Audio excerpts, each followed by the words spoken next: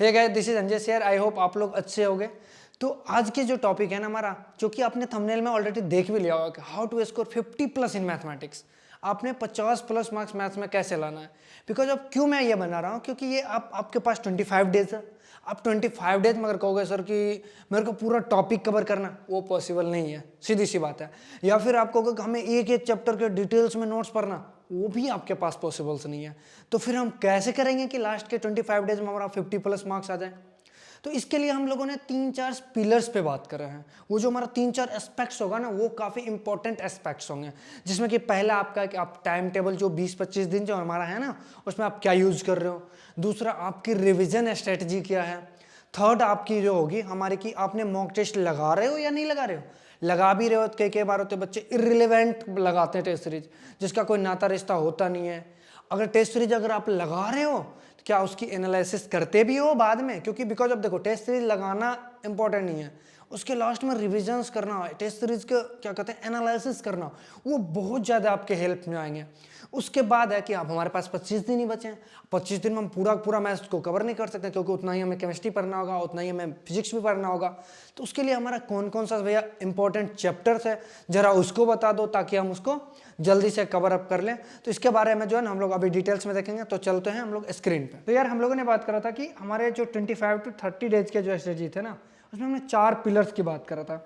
जिसमें देखो आपके ये इंपॉर्टेंट 4 पिलर ये थे।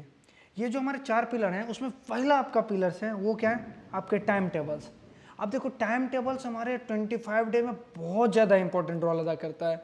अब ऐसे थोड़ी ना है कि आप 25 आपके पास 25 डेज ही बचे हैं, दोस्त के साथ शाम में गप्पे लड़ाने जा रहे हो, तो वो आपके लिए बहुत ही मतलब क्या ही बोलो घटिया सा चीज़ होगा। आप 25 डेज का हर एक मिनट और हर वो एक दिन यूज़ करो, जिससे कि आपको अपने आप में एकदम ग्रोथ मिलना शुरू हो जाए। अब इसमें कई लोग आके आपको ज्ञान देंगे कि आपका जो है ना सोने का जो है साइकिल ख़राब हो जाएगा, आपका स्लीप साइकिल ख़राब हो जाएगा, वो बाहर में जाए लोग, ठीक है। आप अपना फोकस करना कि जितना देर मैं सो के फ्रेश फील कर रहा हूँ, उसके बाद जो भी टाइम हो मैक्सिमम टाइम हम अपने पढ़ाई में दूँ। दैट्स इट, इतना ही सोना है, इतना ही आपको टाइम टेबल में यूज़ करना। और जो भी प्रॉपर टाइम हो ना, जैसे कल क्या पढ़ना है, उसके लिए आज सोने से पहले आप हर एक पॉइंट्स को लिख लो, हमें ये चीज़ें कल करना है। उससे क्या होगा, कल जब आप सुबह उठोगे ना, आपको पूरा दिन की प्लानिंग नहीं करनी पड़ेगी, प्लानिंग ऑलरेडी पहले से की रहेगी, बस आप उस पर उतर के एकदम बिल्कुल काम कर लोगे। तो ये बहुत ज़्यादा इफेक्टिव होता है, ये हम लोगों ने यूज कर रखा है, तभी मैं आपको बता रहा हूँ। दूसरा क्या, आपके पास मॉक टेस्ट है। अब ये नालायक जो मॉक टेस्ट है ना, ये मॉक टेस्ट बहुत ज़्यादा काम की होती है। कई बच्चे क्या करते हैं, एग्जाम आने से 1 महीना पहले उनके पेपर्स में कुछ कम नंबर्स आते हैं। अब कम नंबर आने की वजह से क्या करते हैं, वो क्या करते हैं, अगला मॉक पेपर ही नहीं देते। अब देखो मॉक पेपर नहीं दोगे तो आपको पता ही नहीं चलेगा कितना। जो पता है, जो भी अच्छा बच्चा होता है वो मॉक पेपर ज़्यादा देता है। और मॉक पेपर देने से मतलब नहीं होता है, मॉक पेपर का एनालिसिस बहुत बड़ा इंपॉर्टेंट रोल अदा करता है। क्योंकि आप क्या करते हो कि जब मॉक पेपर दे रहे हो तो कुछ क्वेश्चन आप तुक्का मारते ही होते हो, या कुछ क्वेश्चन में आप 100% श्योर नहीं होते, कुछ श्योर होते हो, कुछ में पूरा श्योर नहीं होते। तो उसमें जब आप एनालिसिस करोगे तो आप देखोगे कि क्या हमने तुक्का मारा वो सही हुआ। सही हुआ तो आपके सबकॉन्शियस माइंड में कुछ ना कुछ चल रहा होगा, तभी आप उसको तुक्का मारे थे। तो आप उसके अकॉर्डिंग लॉजिक बिल्ड करोगे, जो हमने सोचा था वो गलत हुआ या सही हुआ। कई बार होता है जो आपने सही तरीके से सोचा पर वो गलत हो गया। अब हो सकता है सिली मिस्टेक की वजह से गलत हो सकता है कोई कॉन्सेप्चुअली एरर हो। तो आप उस चीज़ को ठीक करो थ्रू द किसके, मॉक एनालिसिस के बेसिस पे। कई बच्चे होते हैं टेस्ट दे के छोड़ दिए, मॉक एनालिसिस नहीं कर रहे हो तो आप टेस्ट बिल्कुल भी मत दो। और आपके पास 25 डेज बचा है ना, 7 से 8 मॉक टेस्ट आपका बनता है। मतलब हर 2 दिन के बाद आप एक मॉक पेपर दो। अगर मान लो आपका अभी 90 नंबर आ रहे हैं, अगला में ये मत सोचो हमें 150 आनी चाहिए, अगला में ट्राई करो 100 आ जाए, उसके अगला 110 आ जाए। एक होता है ना छोटा ग्रोथ, ऐसे टेबल चढ़ने वाला काम करो। कई बच्चे क्या होता है, सीधा चाहते हैं हमें सीधा ऐसे टेबल चढ़ता है, सीधा छलांग मारे, ये भाई नहीं होता है, ठीक है। जो आके कहते हैं ना वो आधा बात झूठी बोल रहे होते हैं। आप पहले ऐसे बढ़ो, फिर थोड़ा ऐसे बढ़ो, फिर हर टेस्ट में जो है ना अपने आप को सीढ़ी की तरह बढ़ाते चलो, स्टेयर्स की तरह। तो ये आपके लाइफ में एक दिन जब लास्ट टाइम पे हो गए ना आप जेईई मेन के, उस टाइम पे आपको कंपाउंडिंग के रूप में दिखेगा, ठीक है। तो ये आपके दूसरा पिलर्स थे। तीसरा है रिविजन्स वाले पिलर्स। अब रिविजन वाला one of the most pillars है। अब कई बच्चे क्या होते हैं, आपके क्लास नोट्स होंगे मैथ्स में, मान लो कोऑर्डिनेट ज्योमेट्री को अगर ले करके बैठ के रिवीजन करना है, 1-2 दिन आपका खा जाएगा। तो ऐसी भी गलती नहीं करना है कि हमें रिविजन्स करना है पूरा, मतलब पूरा नोट्स को रिविजन्स करना। इसीलिए मैं एम्फेसाइज अपने बच्चों को करता हूँ हर क्लासेस में कि बेटा आपका क्लास हो जाए ना, उसके बाद आप शॉर्ट नोट्स बना लिया करो, ताकि आप जो एग्जाम जो 25 दिन बचा इसमें आपके शॉर्ट नोट्स का, मैंने भी अपने जेई टाइम में बनाया था शॉर्ट नोट्स, वो मैं आपको यहाँ पे साइड में आपको दिख रही होगी कि मैं किस तरह शॉर्ट नोट्स हैं, वो मैं आपको दिखा दूंगा वीडियोज में, वो दिख जाएगी आपको, ठीक है। तो आपके पास जो शॉर्ट नोट्स हैं उसका यूज करो आपको रिविजन्स में। अगर आपने नहीं बनाया शॉर्ट नोट्स तो आप कमेंट करना और आप बताना कि आपको शॉर्ट नोट्स चाहिए, तो मैं अपनी शॉर्ट नोट्स आपको प्रोवाइड कर दूंगा स्कैन करके, ठीक है। तो शॉर्ट नोट से आप रिवीजन करो, रिवीजन में पूरे पूरे चैप्टर में आप टाइम वेस्ट मत करो। अगर पूरे पूरे चैप्टर में आपने टाइम वेस्ट करने चले गए तो आपका पूरा काम खराब हो जाएगा, ठीक है। तो आप शॉर्ट नोट से रिवीजन करो। और लास्ट और इम्पोर्टेंट जो आपका होता है ना, वो इम्पोर्टेंट चैप्टर्स, आप देखो 25 डेज बचा है, इसमें फिजिक्स भी करना है, केमिस्ट्री भी करना है। तो आप कहोगे कि हम सर आप पूरा मैथ्स का मैं करता हूँ, आप कोऑर्डिनेट लेके बैठ रहा हूँ, बाइनोमियल लेके बैठ रहा हूँ, हर टॉपिक्स को लेकर के बैठ रहा हूँ, कॉम्प्लेक्स लेकर के बैठ रहा हूँ, तो आप नहीं कर पाओगे और आपका टाइम भी खराब हो जाएंगे। आपको स्मार्ट स्टडी करना है। इसमें क्या करना है, आपको सेलेक्टेड टॉपिक्स को पढ़ना है, सेलेक्टेड चैप्टर्स को पढ़ना है, जिससे कि क्वेश्चंस आए और इजीली यूँ निकल जाए। जैसे कि देखो आपको मैं दिखाता हूँ, इंपॉर्टेंट चैप्टर्स कुछ मैथ्स में मैंने लिख करके रखा है, जिसमें पहला नंबर पे आपको निगेशंस रखा है। क्या रखा है? निगेशंस।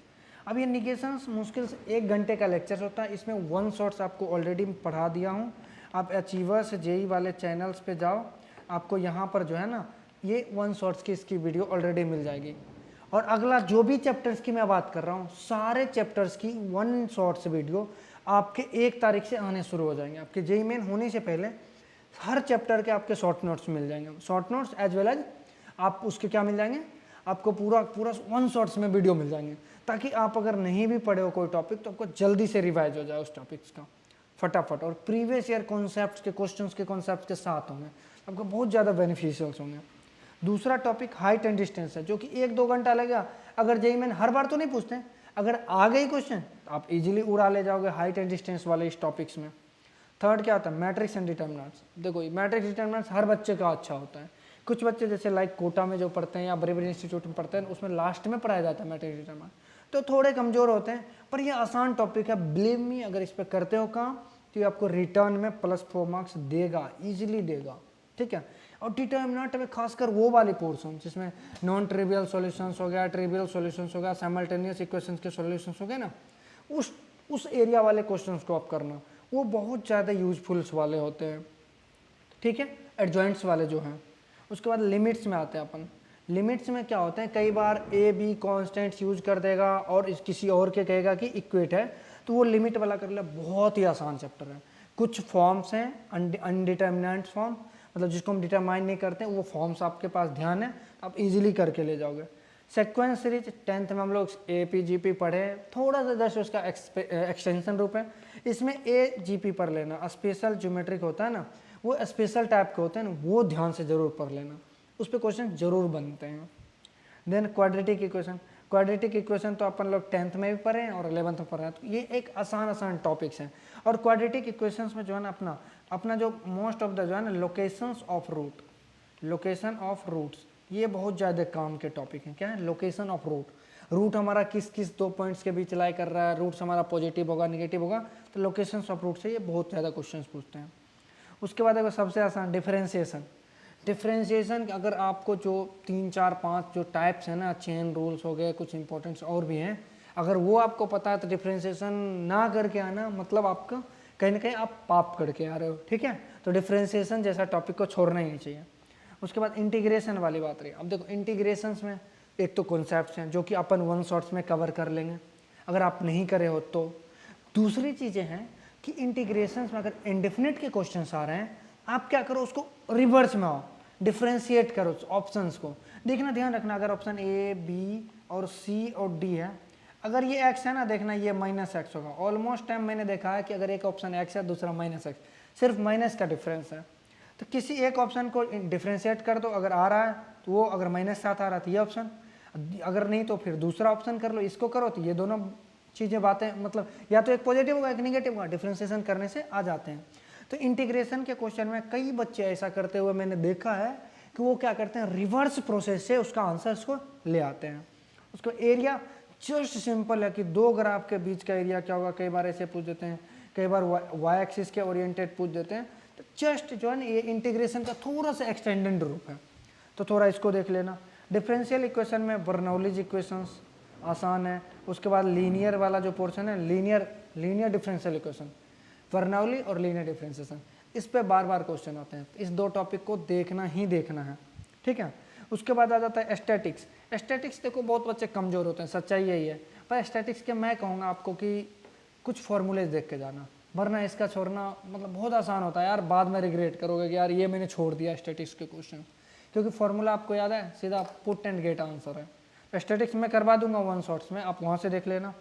उसके बाद वेक्टर थ्योरी, ये थोड़ा अच्छा टॉपिक है, पर मैंने इसको जान के भी दिया कि थोड़ा सा भी अगर स्ट्रेट लाइन पे आपका पकड़ है ना तो वेक्टर पे पकड़ हो जाएगा। 3D भी अगर आपका विजुअलाइजेशन अच्छा है। एक्चुअली सबसे बड़ी बात क्या है पता है, इसका प्रीवियस ईयर कर लेना, रिपीटेड लगेगा कि आपको रिपीटेशंस में आ रहे हैं क्वेश्चन, ठीक है, तो आप प्रीवियस ईयर इसका कर लेना तो आपको पता चल जाएगा। देखो कोऑर्डिनेट ज्योमेट्री में मैंने हर टॉपिक्स को नहीं किया, बिकॉज अब जो पाराबोला हाइपरबोला एलिप्स हैं, कई बच्चे फॉर्मूलेज भूल जाते हैं, ठीक है, तो मैंने उसके लिए उसको नहीं करा। तो इसमें दो टॉपिक्स को रखे हैं, सर्कल और स्ट्रेट लाइन, हर बार एक क्वेश्चन आते हैं, ठीक है, तो उससे वहाँ से आप इसको स्ट्रेट लाइन और सर्कल को कर लोगे तो ये 14 टॉपिक दिए ना, 90% चांस है कि हर एक टॉपिक से आपको एक एक क्वेश्चन आराम से आएगा।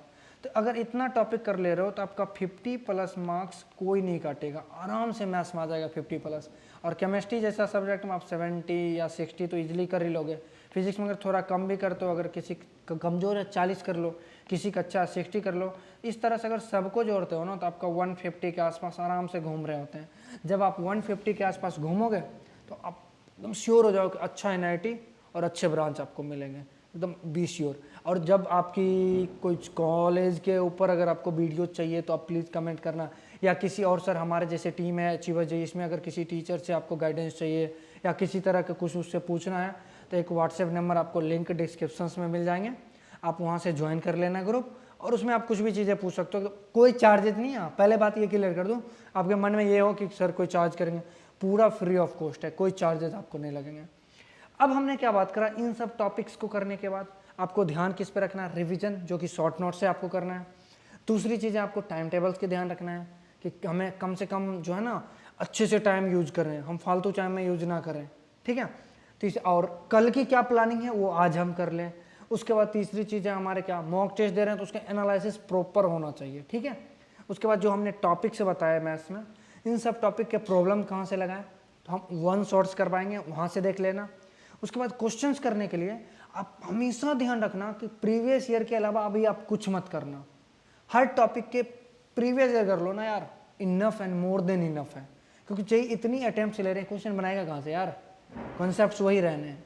तो प्रीवियस ईयर पे मैं आपसे रिक्वेस्ट समझ लो कर रहा हूँ कि प्रीवियस ईयर जरूर करो, वरना बाद में आप रिग्रेट करोगे।